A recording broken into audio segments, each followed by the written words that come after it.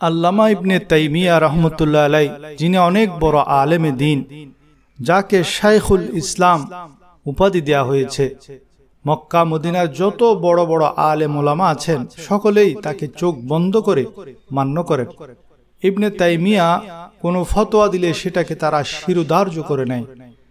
এত উঁচু তার শান ও মান। অনেক কিতাব লিখেছেন, ফতোয়া দিয়েছেন। তিনি উনার এক ছাত্র, যার নাম হলো ইবনুল কাইয়িম রহমতুল্লাহ আলাই, তিনি ইবনে কাইয়িমকে একটি গোপন ওজিফা বলে গেছেন।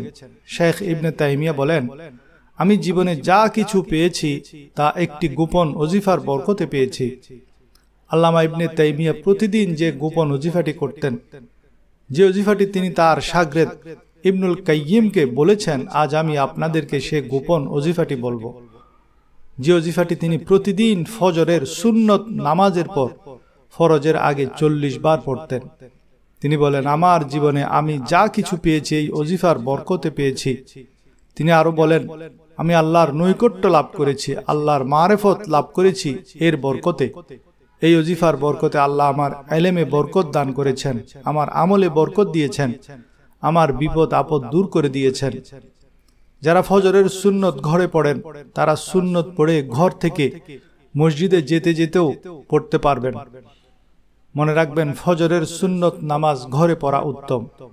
তবে যদি ঘরে না পড়ে মসজিদে পড়েন, তখন মসজিদে ফজরের সুন্নত পড়ে তারপর 40 বার এই দোয়াটি পড়বেন। আল্লাহ তাআলা আপনার সব সমস্যা ইনশাআল্লাহ সমাধান করে দিবেন।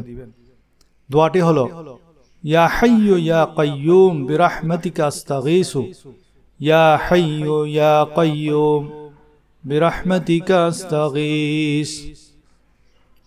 এর অর্থ হলো, হে চিরঞ্জীব, হে চিরস্থায়ী, তোমার দয়ায় আমি আশ্রয় প্রার্থনা করি।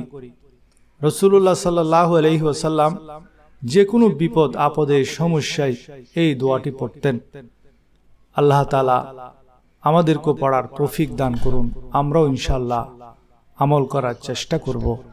ইয়া হাইয়্যু ইয়া কাইয়্যুম বিরহমাতিকা আস্তাগীস, ইয়া হাইয়্যু ইয়া কাইয়্যুম বিরহমাতিকা আস্তাগীস, ইয়া হাইয়্যু ইয়া কাইয়্যুম বিরহমাতিকা আস্তাগীস, ইয়া হাইয়্যু ইয়া কাইয়্যুম বিরহমাতিকা আস্তাগীস, ইয়া হাইয়্যু ইয়া কাইয়্যুম বিরহমাতিকা আস্তাগীস, ইয়া হাইয়্যু ইয়া কাইয়্যুম বিরহমাতিকা আস্তাগীস, ইয়া হাইয়্যু ইয়া কাইয়্যুম বিরহমাতিকা আস্তাগীস।